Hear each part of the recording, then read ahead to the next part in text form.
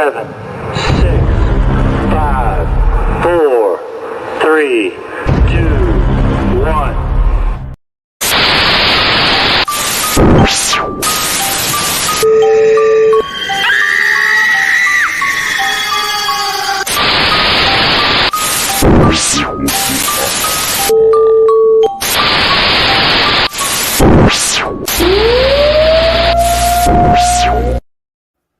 What's going on, everybody? This is AJ Capasso here, and we're here with another episode of Talking with the Source. I'm here with a couple annoying but great friends of mine. Go ahead, Rob. Robin Huffern from Huffern Paranormal on Talking with the Source. Go ahead, Dad.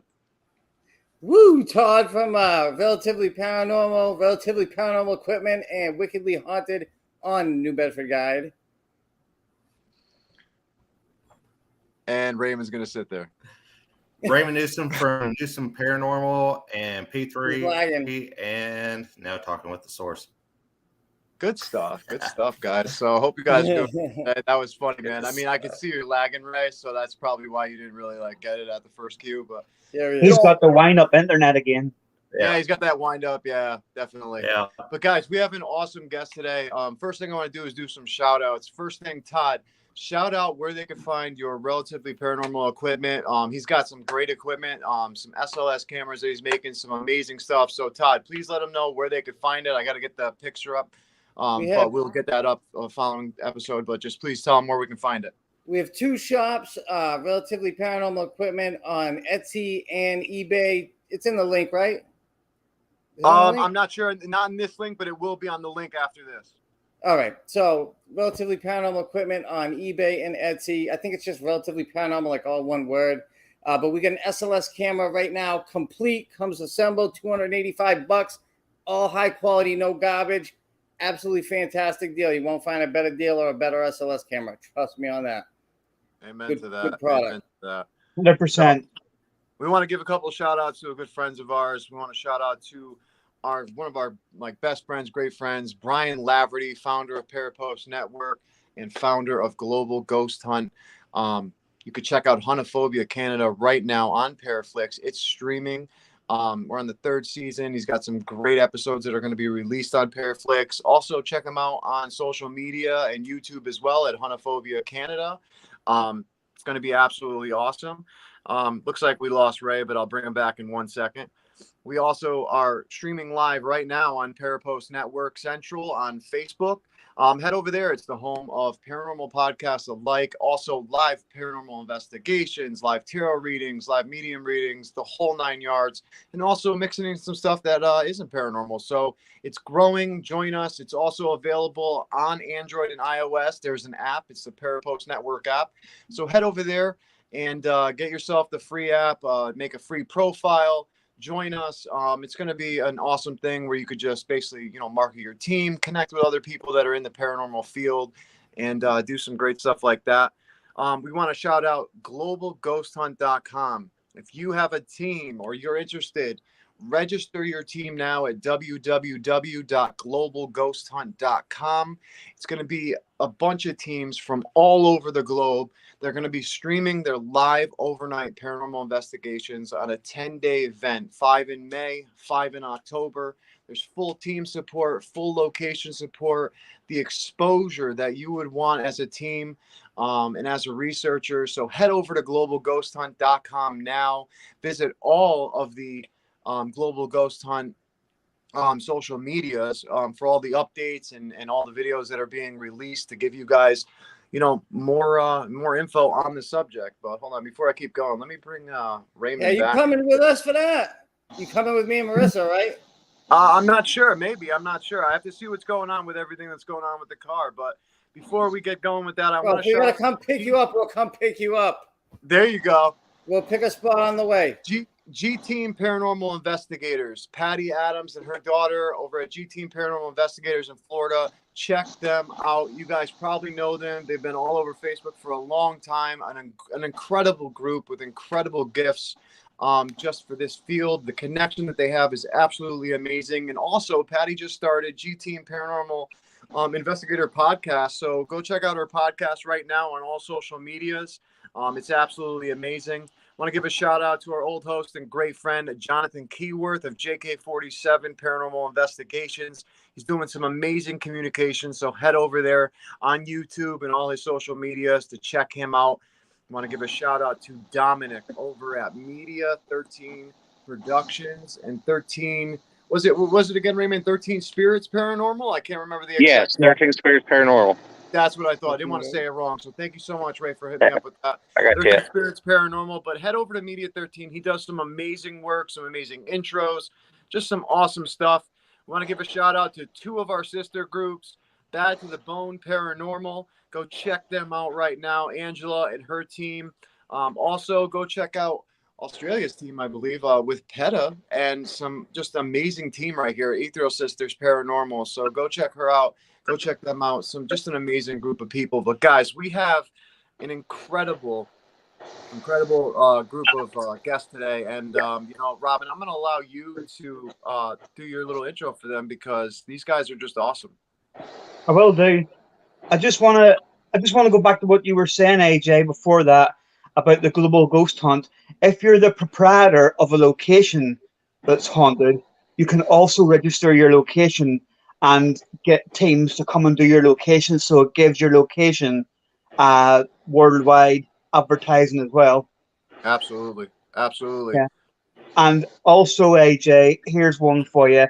I haven't got speaking to you yet, but I want to give a shout out to Mr. and Mrs. AAP because they have last night said that they'll come back on the podcast again. Yeah, no, absolutely.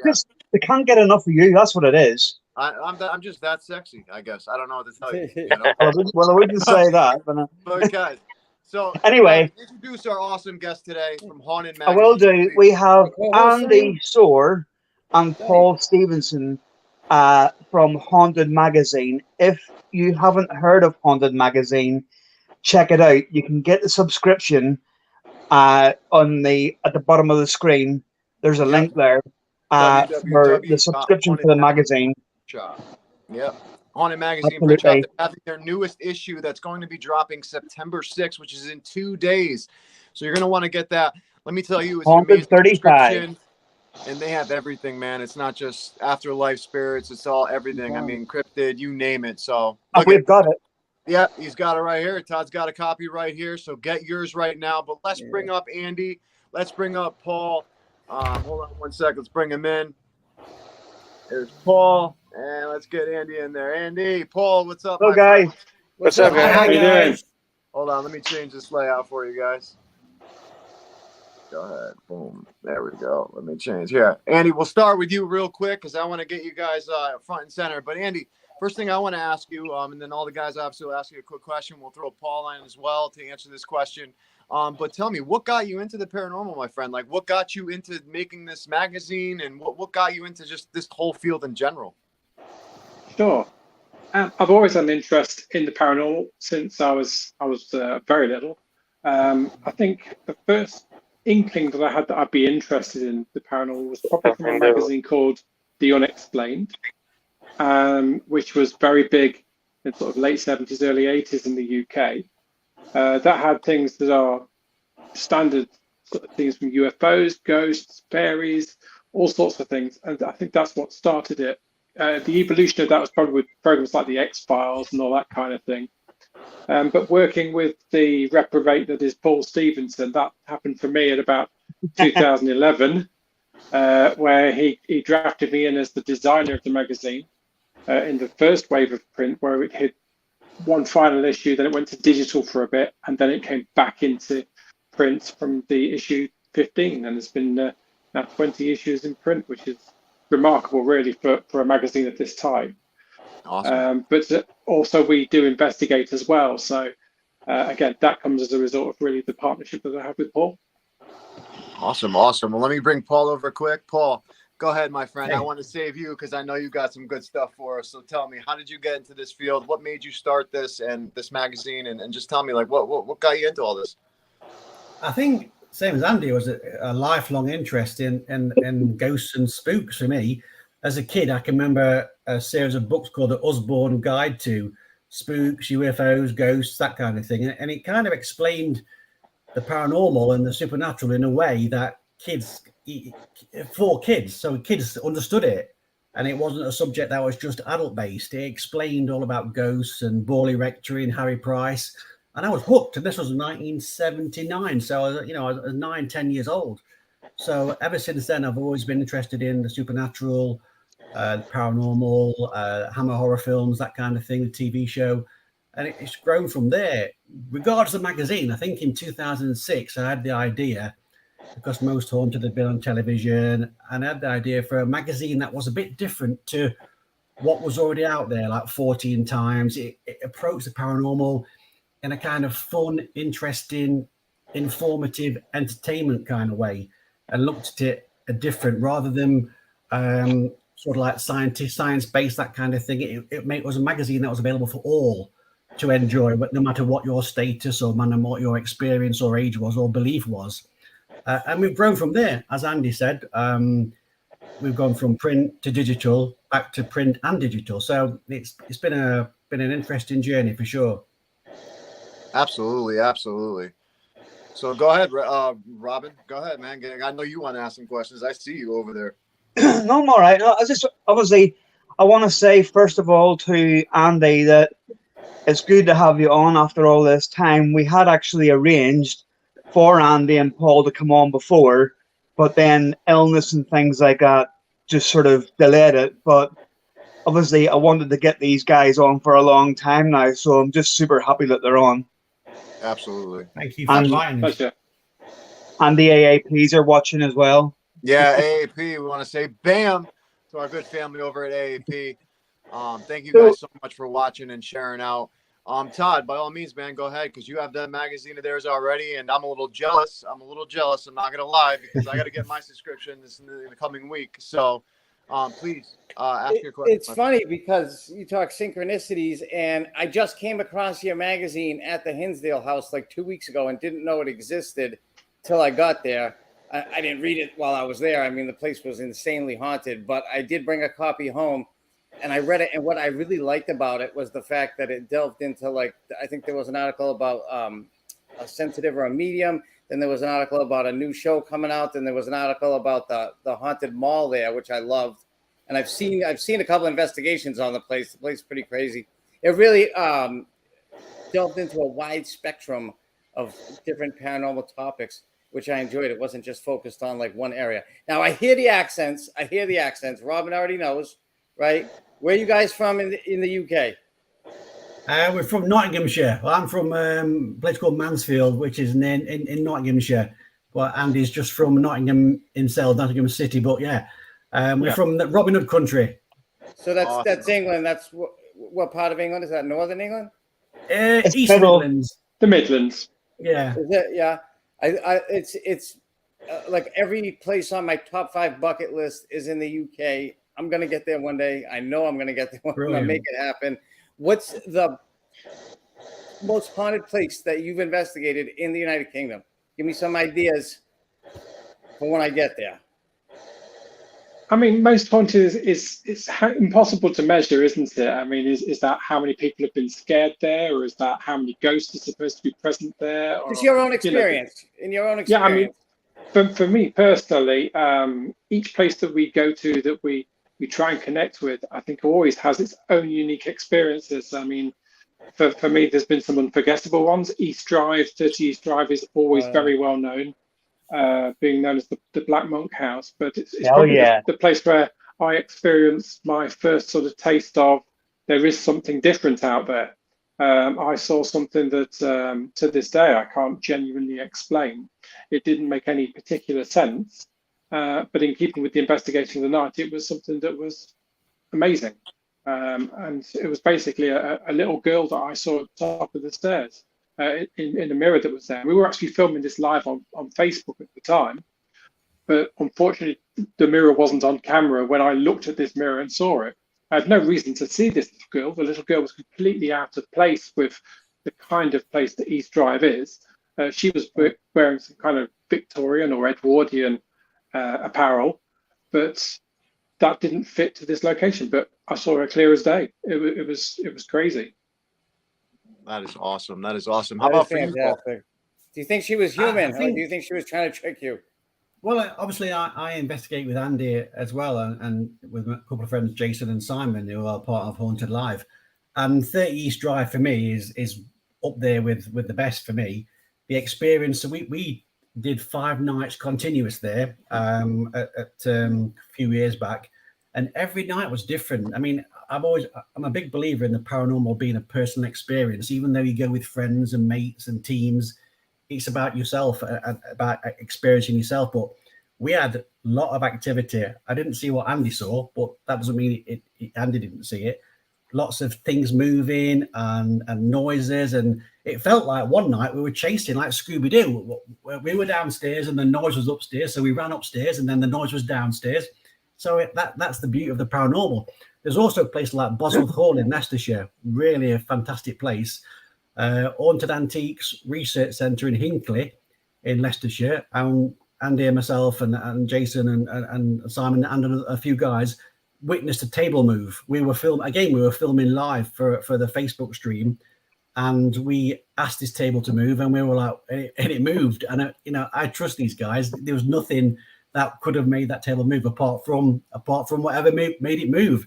It was just it's 4 years ago now, and I still watch it on the clip we've got on our page, and I'm still baffled by it, how the heck it moved. But I think the 30 East Drive for me is up there with the best for me. Absolutely, that's awesome. That's awesome. Hey, we want to give a welcome to our it's okay. So just to let you guys know, Andy and Paul. So Steve-O just joined us down the bottom left. He actually is one of the original hosts with me and Robin. Todd and Ray are actually. I'm Kelly. Todd and Ray are actually. Hey, Kelly. Todd and Ray are actually our newest host. Part of Talking with the Source. But I just want to say hi to Steve-O. He works a ton. He's up in Canada. So it's great to have him and his wife Kelly with us right now. Todd, that was an awesome question because that was something that I wanted to ask Andy and Paul myself. But Ray, go ahead, my friend. I don't have a question, man. He's over there. He's switching backgrounds and everything. How about you, Steve? You have anything you want to ask Andy before I jump in? Go for it. No? Okay, cool. So, guys, what I wanted to ask you was, I was just reading in the recent the recent issue, which I actually got a chance to look over, and I have to say there was something that really caught my eye right away, immediately, because I love ITC, like me and Steve-O and Robin, we just love ITC. And I noticed that there was an app you guys featured in the newest issue that was the Alice app. Now, do you guys personally know anything about the app yourselves from what you guys wrote in there? Have you ever used it or anything along those lines? Or yeah, I mean, I was the one that wrote the article. Awesome. I've had quite a good experience with the Alice box, all the way from its first inception as a PC tablet piece of software, which we had very, very strong results from, especially in some of the locations that we've taken to, from Haunted Antiques based in Hinckley to Bosworth Hall. What's remarkable about it is when you suddenly start getting chains of things that appear to be very much in line with the location that you're at. So it was always interesting, and it evolved into its own bespoke unit, and then also the app that's available from the app stores. Each one has its own sort of nuances. The standalone, I think, is particularly incredible and can certainly seem to pick up on what you are doing on the night. Again, it's when you start getting that string that starts to happen with very much a line of questioning, and it starts becoming very relevant to where you are. But yeah, I mean, the new app version, it's got a few little quirks here and there, but all in all, it is a fantastic piece of kit that I think is very worth a try in any investigation. I mean, there's a lot of ITC out there now. I mean, obviously the Ovilus was probably the grandfather of it all. And this is along those lines, but I think, just for toe in the water and seeing what you can do with it and a bit of practice with it, that Alice is a fantastic device. And certainly in an investigation that can be quite quiet sometimes, you don't always get activity instantly or you know, we start getting a bit of a laugh and a giggle. It can build on the energy of the night, and it can then, as you start asking questions and start building things in, then it does start to respond accordingly.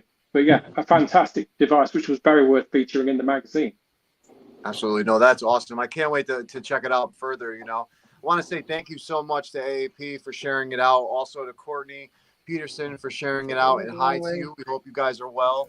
We did get a message from Joanne. She said I made her, so I take it Joanne was the one who obviously made Alice. Yeah. So Joanne, Yeah. that is so awesome. We're so pumped to have you with us. Thank you so much for joining us. And I was fascinated with what I read in the article about it, and I can't wait to check it out further because especially me and Steve-O, I mean, also Robin as well. And I can't really speak too much for Raymond and Todd, but I do know that they are interested as well in you know, the ITC form of, say, apps or certain things, whereas some investigators don't believe apps can do whatever they think or whatever, because there's a lot of, you know, entertainment out there. But from my experience, from me and Steve-O's experience, from even Robin's experience, from us talking and using all different types of apps, I tell you, like, why can't spirits? You know what I mean? I mean, they can mess with radio frequencies from what we believe from the PSB7 and all different types of stuff. We're now holding a little miniature computer in our hands. You know what I mean? Or even with a laptop, such a powerful machine.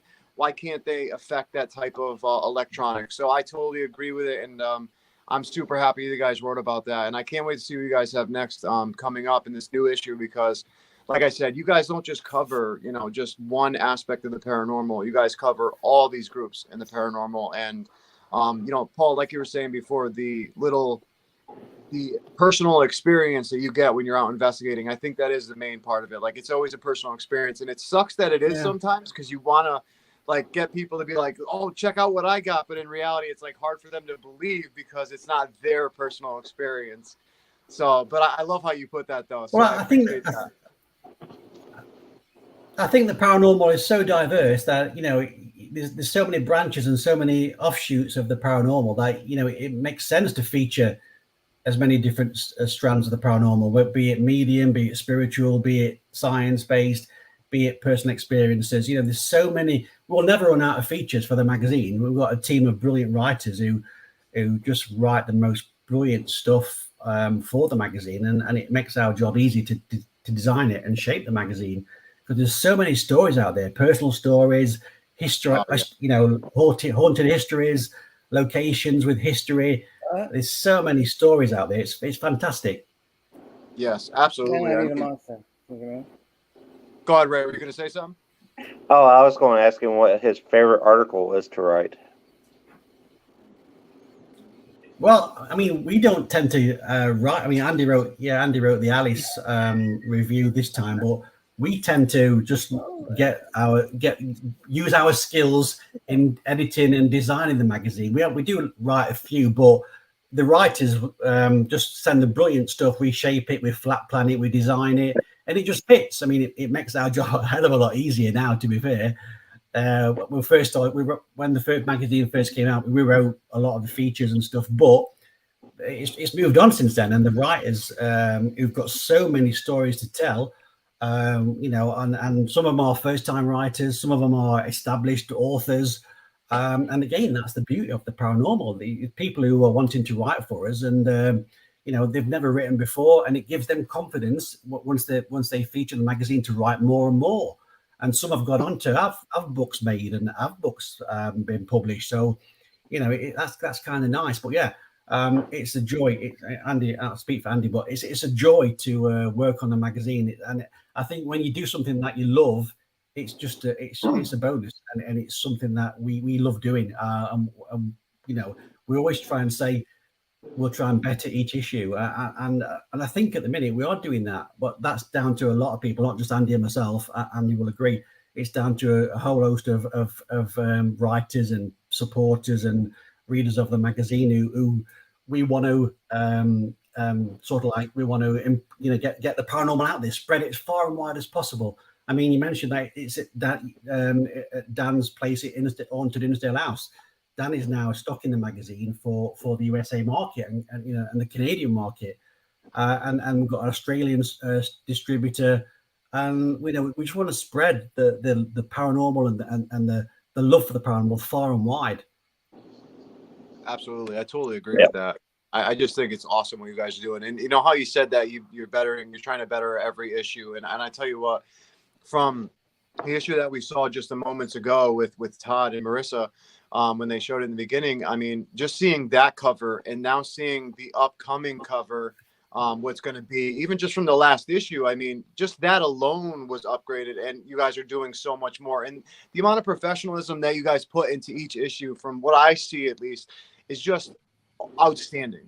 And that's so great that you guys are pushing this to that level, because I believe we do need a magazine, especially that could represent all fields of paranormal. And I think you guys have done it, absolutely 100%.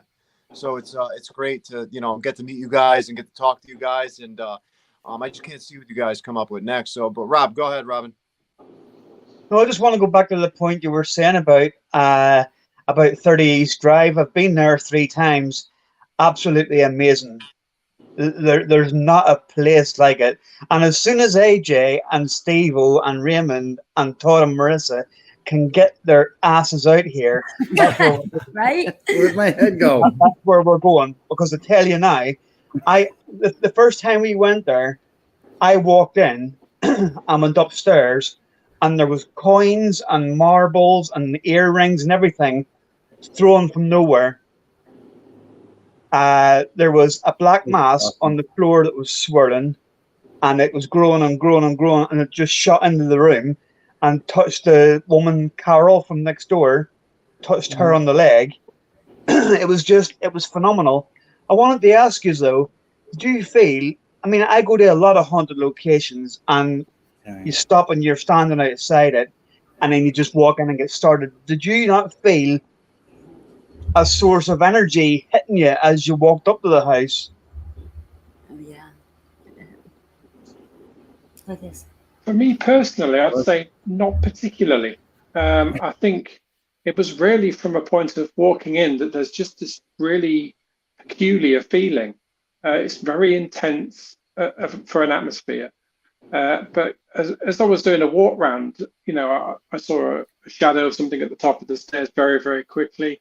Went upstairs, nobody was there. It was all the guys downstairs. It's just one of those locations that it's got a feel about it for sure. But yeah, charged is quite a good word. I mean, I did a particular session with a couple of K2 meters on the stairs, and we were getting all sorts of activity. They were both paired up and reacting at the same time.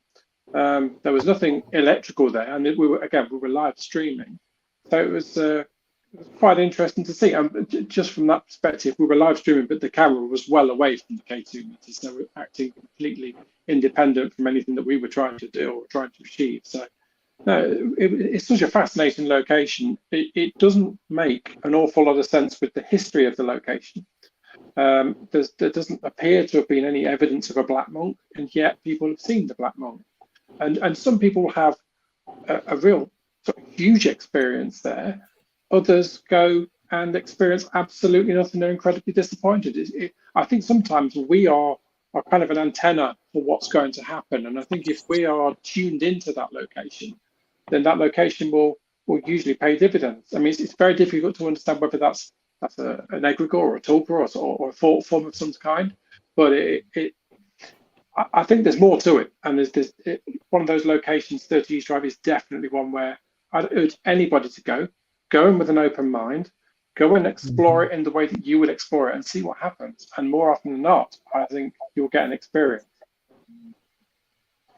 See, sorry, Paul. I was just going to say about the monk thing.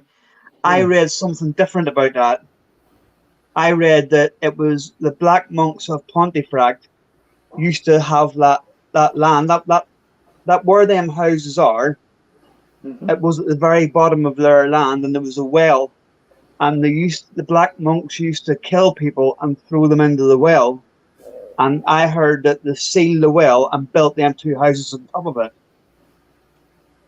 And then another historian will come along and say, no evidence of a well, no evidence of any monastery. That's the beauty of this, because one person's experience isn't everybody's experience. And the more things that happen there that kind of can be cross-referenced, then the better it is for the evidence and kind of getting to the bottom of it all.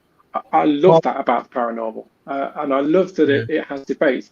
I would just like the debates to be sometimes a little bit more careful and friendly and willing to understand other people's viewpoints, because that's where we should be. We're on a common interest, so we should have a common goal and share that common goal together.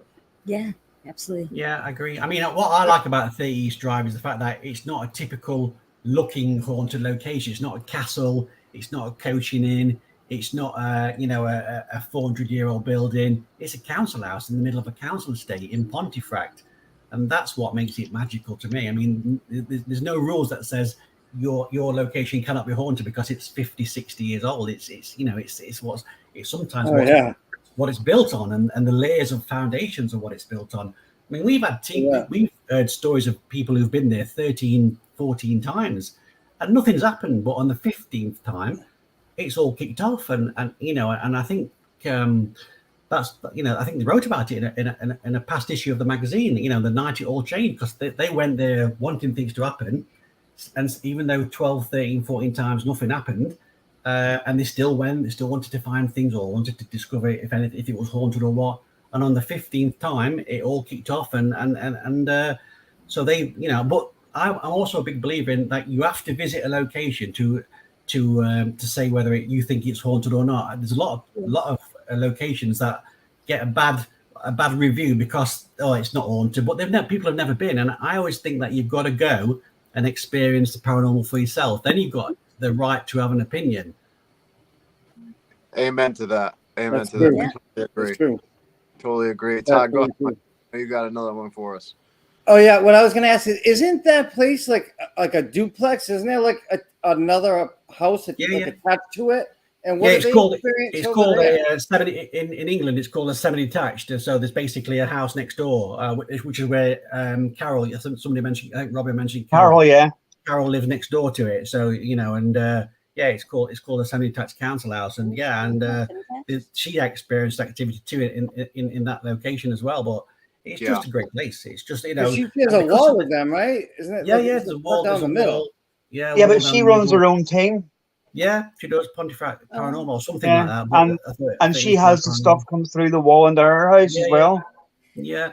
Can you imagine? Can you imagine like living? That'd be so cool because you have your own haunted location right next door. All you can do is walk through a door. And she's got the keys for it, AJ. Come over for tea, like, she's got the keys. It's empty. If they're coming through the wall, though, trust me, it ain't that cool because we're sitting in a haunted location right now, and we used to investigate it, and it's not fun. It is not fun. Dude, trust me, I know. My house is very active, and I mean, I personally love it, but not other people would. I've had negative experiences and positive ones, but whatever's here drains us bad. It drains us real bad sometimes. Luckily, it doesn't do that to me. I've never been drained on an investigation. Never been drained, even when activity was as high. So I don't know what it is about me. But I'm just happy that doesn't happen to me. But, then again, I'm not saying it couldn't, So, but I'll tell you what, I find it too fascinating. 30 East Drive reminds me, what you guys are saying reminds me a lot of how Hinsdale is, because we were just there and it had that same vibe where you walked in and some rooms you would feel dizzy. And I'm not sensitive at all. And I would feel off kilter. And the activity in there was so bizarre and so intense. We were hearing footsteps and pounding and just capturing weird stuff, absolutely weird stuff. Yeah. I just actually picked up the Paratech by Appydroid. He's over there in the UK somewhere, right? Or in Ireland, maybe. And that's a great device too. And it said crawling. And then I was looking through the flare and I saw something crawling across the floor in one of the rooms. It was really like a freaky place. So what you guys are talking about reminds me a lot of how the Hinsdale house is over here. Really just a bizarre location and no reason for it to be haunted like that. None really, and they had to exercise 3 times.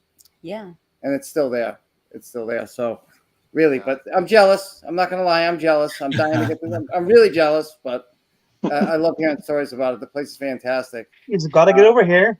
Listen, it's actually my favorite episode of Most Haunted. My favorite show of all time takes place at 30 East Drive when Kyle and Stewart get hit in the head with a picture frame and a key and stuff. And he gets burned. They both get burns on their arms. That was a crazy episode.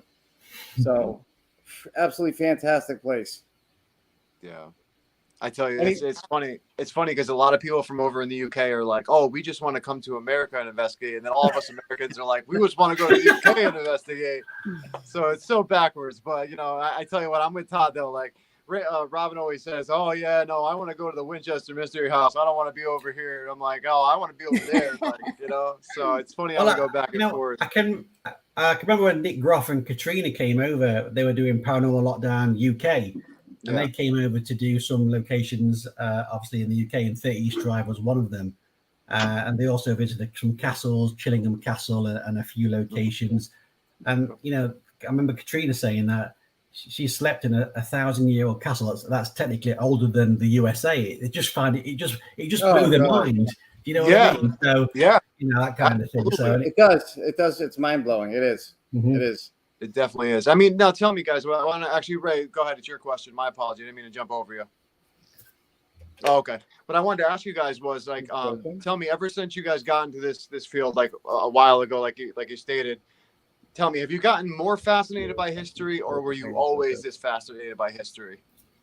If I may go first, I'd say, more fascinated, and especially during the lockdown, during the last couple of years during COVID, obviously when we couldn't go out and investigate or couldn't go out and meet up with people, I read so much on the history of buildings and locations like you wouldn't believe. You know, finding out about more about medieval times, the Knights Templar. I think history has always played a massive part in the paranormal, always. I just love the fact that we've got a history and a mystery about the paranormal. And like we mentioned before, you know, one historian will say this, one historian will say that. So it's so different to what, you know, without a time machine, you'll never know for definite, I guess. But I'm a big fan of history and the paranormal. Yeah, absolutely. How about you, Andy? I'm probably the polar opposite to that. Because I like to go into a location not really knowing what's happened, to see what we actually pick up on the night and then research after the fact. I don't want to know everything that's there straight away, because it could shape what you actually pick up on the night. It's useful to have one of your compatriots that you're investigating with that does know that history, to see if it does pair up on the night, because then that's a bit more of an instant reaction. But for me, no, I much prefer investigating cold and just understanding what we pick up on the night and then seeing how that meets the facts of a location, because ultimately you want to know that spontaneity isn't just something that you just imagined, that this is something that's really happening in this location. Sorry, Andy. Andy, I muted you. My apologies. Start where you were just where I muted you. I apologize. I meant to exit the solo screen, but my apology. No worries. So, did you get all of that though? Just I heard it all. I missed. I'm so sorry, my friend. I was trying to exit solo screen because I wanted to tell you, like, I totally agree with what you're saying. I totally slipped. It does talk far too much. Come on. There you go.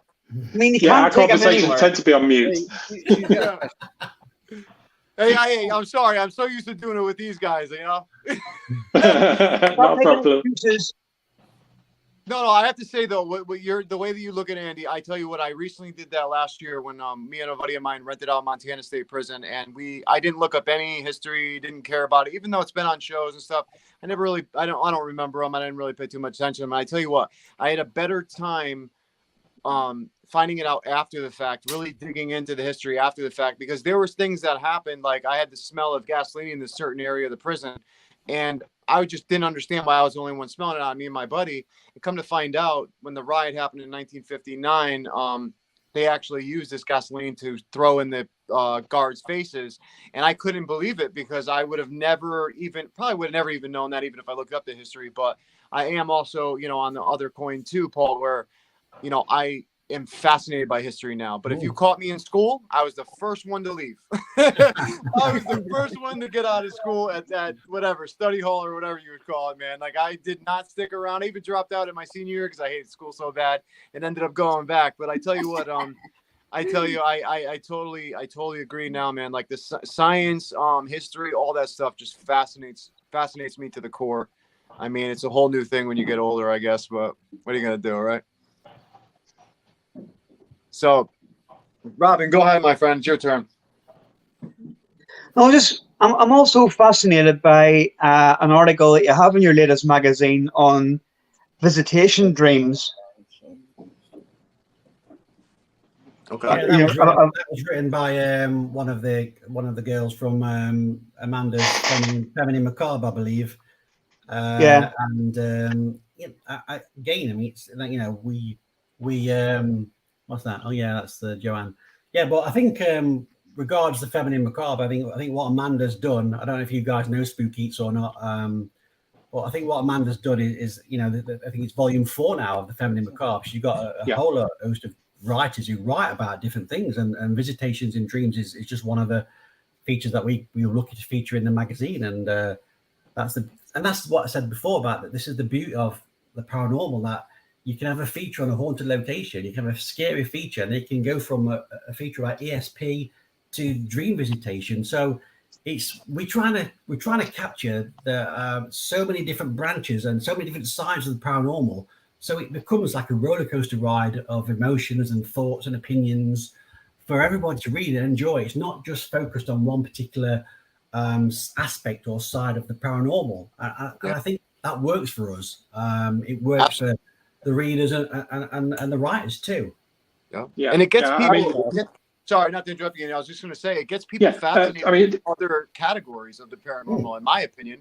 I mean, there's things that I was reading in the article, in the magazine, this issue, that I just I wasn't even really aware of or put my mind to. But I tell you what, just from reading certain articles has now got me fascinated into certain things, maybe cryptid or say UFOs is something I would have not have been interested in before. So that's another great aspect. But sorry to cut you off, Andy. Go ahead with what you were saying. Yeah.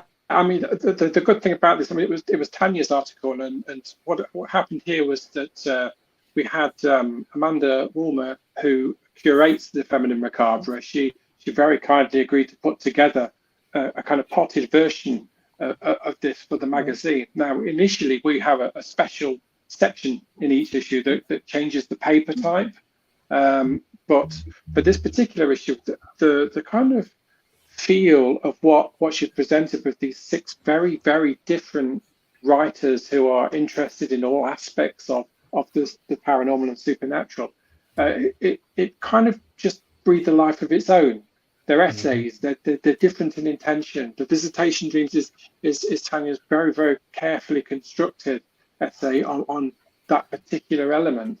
I mean, me as a designer of the magazine, it sometimes presents quite interesting challenges, because how do you put something together about visitation dreams into an article? The best thing really is with any magazine of this type is to let the words speak for themselves, and then the images will actually come around from that. And certainly the Feminine Macabre, it's just been an absolute joy for us, really, to have this as part of the experience, which is why we chose to take it away from that side of the magazine and put it into the main magazine itself, giving it that gloss and that feel. And it allowed us then to also expand on one of the things that we do with a second volume of Chronicles of Haunted. One of the, again, we do try and change things with the way that the magazine operates, and we tried something here by introducing the different paper format in the center, almost like you used to get a pull out when you were a kid in a comic book, and you used to have a central section that you pulled out and read differently. But this allows a slightly different, more tactile experience, so that when you're reading a magazine within a magazine, which is how we kind of tried to put this together, the older styled articles, more historic articles. And I just think, I'm not sure that any other magazines are really approaching that style of print. And certainly in paranormal media, I don't think anybody's trying this. And we have always said from the very beginning that Haunted Magazine is a magazine that we would want to go out to the shop and buy. And if we wouldn't, then why would we expect anybody else to do that? So I'm incredibly proud of this particular issue and the writers that we have, because we have the most diverse that we've ever had in this issue. We've got the most pages in the issue because we had just so many different aspects to explore this time. The cover kind of gives us our inroad into, well, it's over in the US, it's the fall, it's autumn here. Obviously, the big season is Halloween. We don't literally express Halloween because if we do that, then you have a magazine that's not really appropriate all year round.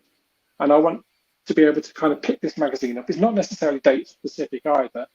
So you can pick this magazine up and enjoy it at any part of the year, whether you're just on a flight and you're going somewhere, or whether you're just at home, stop for a few moments, and we then have something that you can go, bam, there's something interesting. I want to find out more about it. Absolutely. I totally agree with that. Todd, you have another question for him, my friend? Do you still have it? Marissa, you have a question? Oh, yeah. Just a couple things. Well, one, I just wanted to agree with Andy and UAJ that when we go to investigations, we never, ever, ever look into it at all. And we always, kindly decline the tour that they offer us because we don't want to know anything. We want to know what we're going to find out by ourselves. And then, at the end, after we, look through all of our evidence, we'll kind of compare it that way. But I was also curious that the magazine is fantastic and the quality is amazing. I was just curious, how long did it take to do just one? How long does it take to do just one issue? Well, we are quarterly magazine, which means we are out every 3 months, which is 4 issues a year. And I think it takes us, between 6 to 8 weeks to get everything sorted and shaped and get the writers time to prepare. We tend to know what's coming in a certain percentage of the magazine, but I think we tend to leave it to the last minute, like a couple of weeks before print, just in case anything pops up that we really need to feature.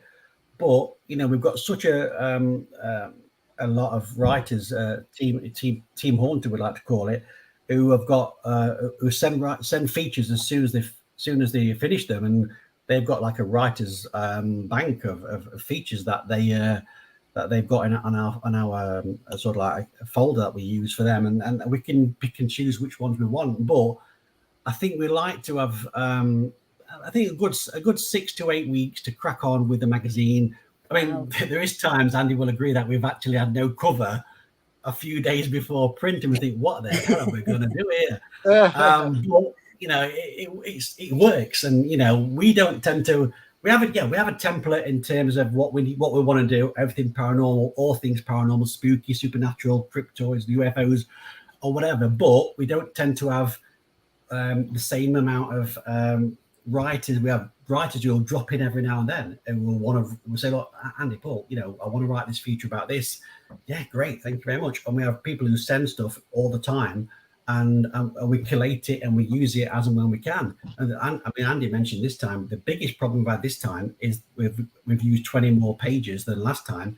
We've had to probably drop 40 or 50 pages because we had so much stuff, which is not a bad thing, because it means that we've got the content and the features to use in future issues. Yes. But I'd say, Marissa, I think it's probably about 6 to 8 weeks. If we, when people forget, myself and Andy have got full-time jobs. This is not something that we are 24/7 doing. We do this in our spare time. We've got families, mortgages, kids, etc., etc., etc. We're so passionate about doing the magazine and wanting to, be the best that we can be. And Andy mentioned about the words. Yeah, we want to do the words from the writers justice. And we spend as much time as we can doing it. And now we are in the shops, we have a tighter deadline that we have to get it into the printers by a certain time. But I'd say probably 6 to 8 weeks. Would you agree, Andy, or not? Yeah, well, your end of things is really collating what the writers do, and the writers could have been writing some of this stuff over 2 or 3 months before it's got to our stage. So, for me, if I sat down and had every single article in my Dropbox, it would probably take 3 weeks fully to design, build, and put together. But it doesn't quite work like that, because sometimes you'll have a feature that drops in and makes you think about the whole shape of the magazine and whether or not you should put that in, or a last minute article will come in. And Paul is so on the money with regards to the cover. Sometimes we'll know right from the very beginning, there's a new show coming, they've got in touch with us, we've got all the marketing material, we can go with that as a cover. But other occasions, we have to do all the chasing on that. And so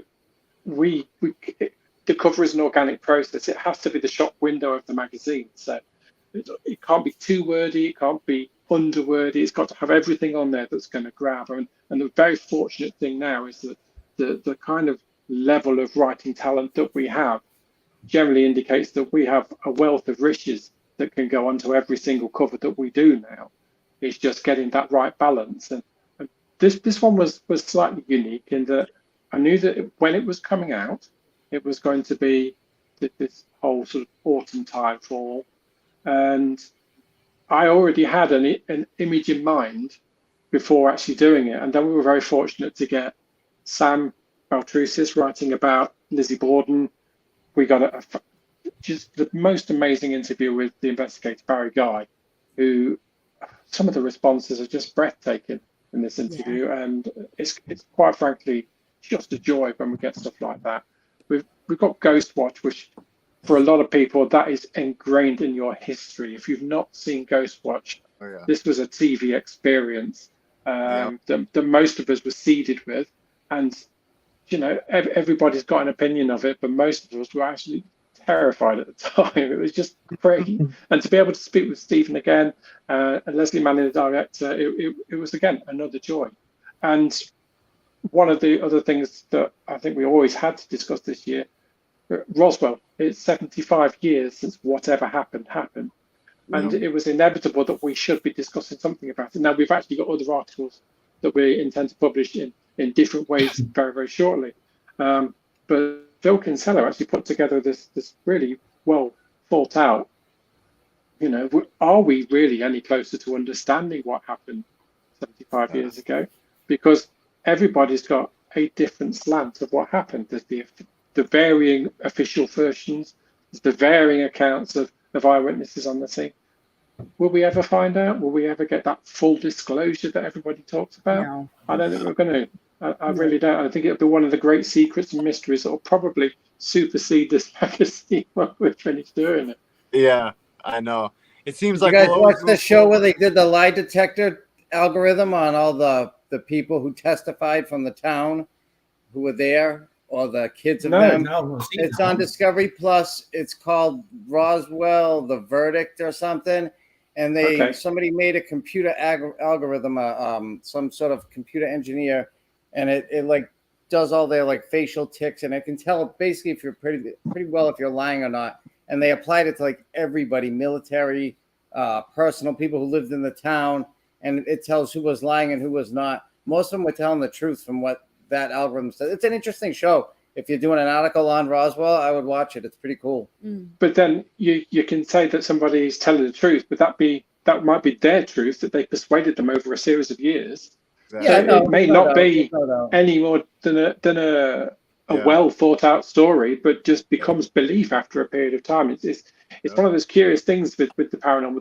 The stronger you kind of think about something, the more it can actually be the case. And I would love for us to get full evidence that aliens crashed in the desert. Will we ever find out? Don't know. Did you read The Day After Roswell by Colonel Philip Corso? No. The book? That's a fantastic book. He wrote it on his deathbed, so really he had no reason to lie, nothing to gain, nothing to really lose. Like the guy was down. He was like, I don't remember what died of cancer or whatnot, but he was on his deathbed when he wrote it. So, it's a pretty cool book. Yeah, it's crazy because that, like you said, it's one of the most famous things in history, especially over here. It's constantly being talked about, and it's so crazy because now you're getting all this stuff from the Pentagon over here and the CIA that are releasing all these footages and all this kind of stuff. Like another footage was just released by Ben Hansen, who actually has a TV show, as you probably know, on Discovery Plus, and he actually just got a fighter pilot that released the cockpit image and what he saw in the sky and everything. And it was all taken while he was in the plane, which was cool. But he just released it on Twitter the other day. And it's so funny because all these disclosure that they're releasing now, and it's so funny because we'll have all of this stuff from here now forward, it seems, but we'll never get that answer to what we want to know from the past, it seems.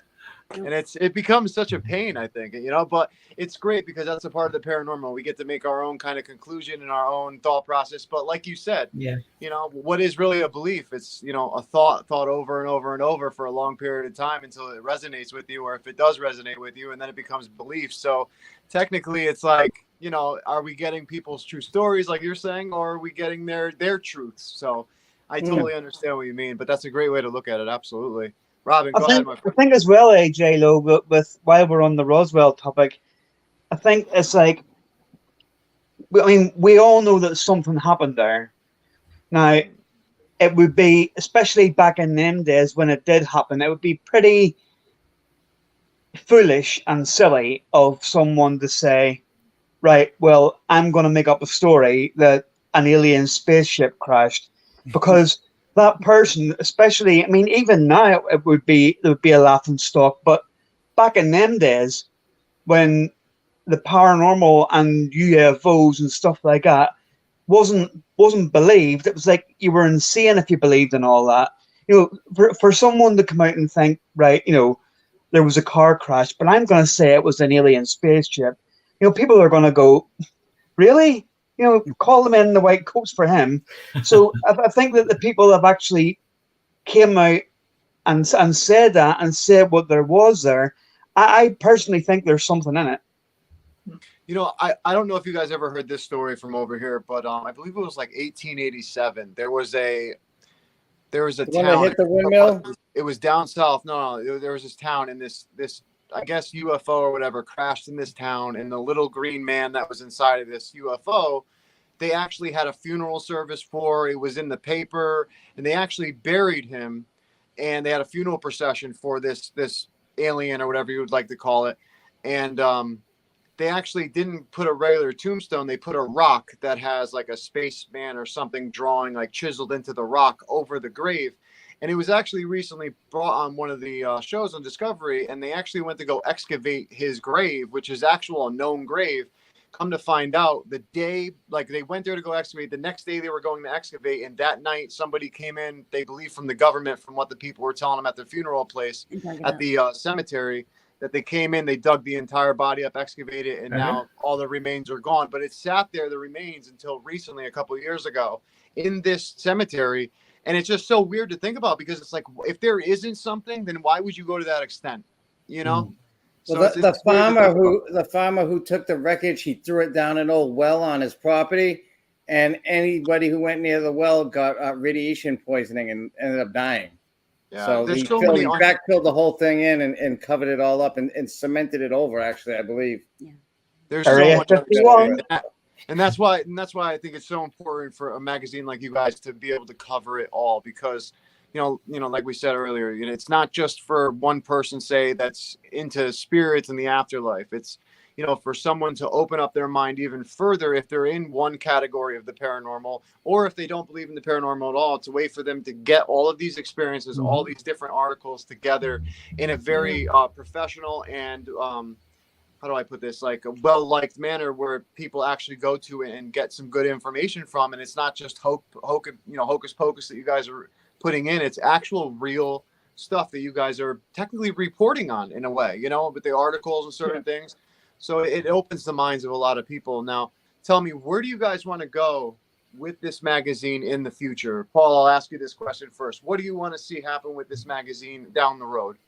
I think we've always approached the magazine with wanting to grow it, as slowly, but rather than go gung ho and print so many copies and then not sell, that kind of thing. But I think the main thing for us is just spreading the paranormal love and the kindness and everything. And I'm a big believer in people having opinions and views and comments and thoughts on the paranormal, but doing it with kindness and spreading the paranormal niceness, because there's so many negativity in the paranormal that gets mentioned on social media.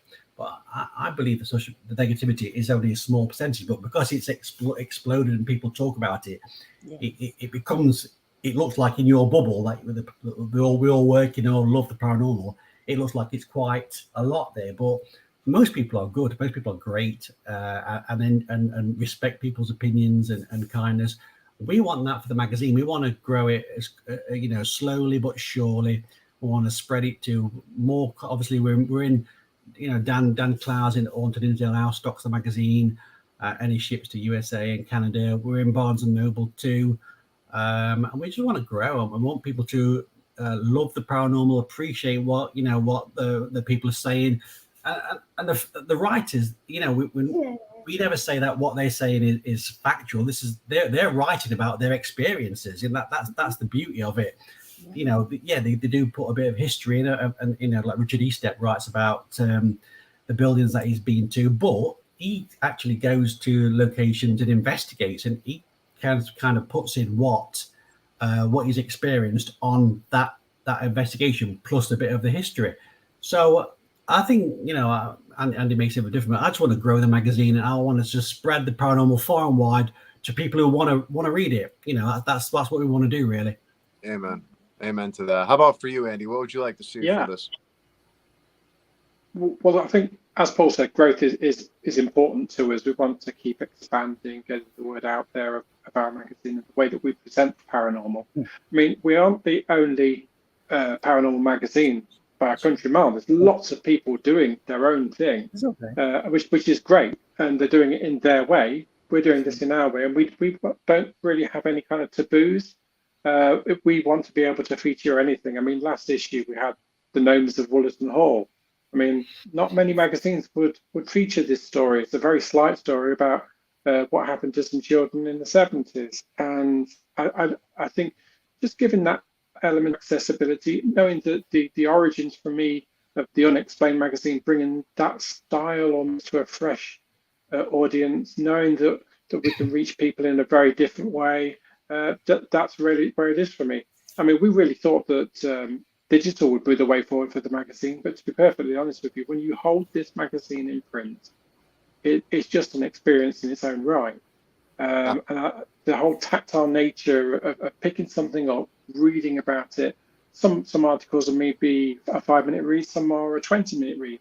But by the end of it, I hope that you've kind of got something different or a different aspect, or at least a view that you possibly wouldn't have had prior to reading that particular article. And because some of these articles are so eclectic and so, I mean, the Haunted Shropshire stuff that we have in the magazine by Amy Boucher is just phenomenal, because these are local accounts that are not widely in the public domain. Yeah. And yet here we are. We've got a writer that's doing specifically this stuff, and it's like amazing. Yeah. It's just such a joy for me as a designer to work with. And I know that when we put these magazines together, it's really made with a sense of love of what we're doing. And we can see from the writers that they are so incredibly passionate and so into what they are talking about. This is what really for me is all about. But yeah. The key thing, the key ingredient now is to reach more people. We owe these writers a service to get read, and we want the whole thing to be read by as many people. So Absolutely. The more speaking to guys like yourself and spreading the message for us, the better that is. And you know, if you have a story that you think hasn't been told anywhere, or an investigation experience that isn't in the public domain, then just get in touch, because that's the kind of thing that we really like to have a look at. I mean, there's ghost photos out there from people that have taken on investigations that are mind-blowing. Now, we can't always feature them in the magazine, and some of them don't necessarily hold to scrutiny when you kind of go through all the Photoshop tools and things that you can have to kind of understand whether somebody has played, shall we say. Yep. But, you know, it's just a joy to work with this, and we want to keep going for it for as long as we possibly can doing it, because we love it. Yeah, no, I totally agree. And it's so funny, because that was going to be one of the last questions I was going to have for you guys later in a little bit, was how can someone reach out and you know, maybe have an article that they might have something to share for an article to get to you guys. Is there any type of location they can go to? I would say like your Facebook or anything along those lines. Where can they email maybe, or anything that you can give the viewers? Yeah, I mean, you can, obviously we're on Twitter and Instagram and Facebook. Just search for Haunted Magazine and we'll pop up. But also we've got emails, Paul at hauntedmagazine.co.uk, Andy at hauntedmagazine.co.uk. And you know, like I said before, Andy mentioned Amy Boucher and the Shropshire. she's a first-time writer for the magazine, and in fact, she was nervous about approaching it because she wasn't sure whether we'd be interested. But the words are fantastic, and the stories are fantastic, and it's a pleasure to feature her in the magazine. But I'm a big believer in everyone's got a story, and if they want to tell it, and they want to tell it to us, and they want to send it to us, we'll do our best to feature it if we can. A lot of our writers are first timers, a lot of our writers are established authors. If you just search for Haunted Magazine on the socials, and we'll pop up somewhere down the line. But also Andy at hauntedmagazine.co.uk, and also Paul at hauntedmagazine.co.uk, and you'll find us. We're on Twitter a lot, probably more Twitter and Instagram more than Facebook, probably. Okay. We like to interact. We're big believers in interaction with people who send us messages or who want to chat to us about something. I believe social media is big in the paranormal, bigger than it ever has been in the paranormal. The people you can reach just by talking, just by a tweet these days is phenomenal. We're approachable, and you'll find us. Someone's put the link down there, and thank you, Raymond. Thanks, search on the socials for us, and we'll be there somewhere doing our thing. Yeah, no, absolutely. I just want to say to our viewers real quick, if you have any questions right now for Andy or Paul, please write them in the comments. We will put them up on the screen, and we will ask them right now. We're coming close to the end of the episode, but I wanted to have Steve. Do you have anything you would like to add real quick? No, it's been a great show. It's very fascinating.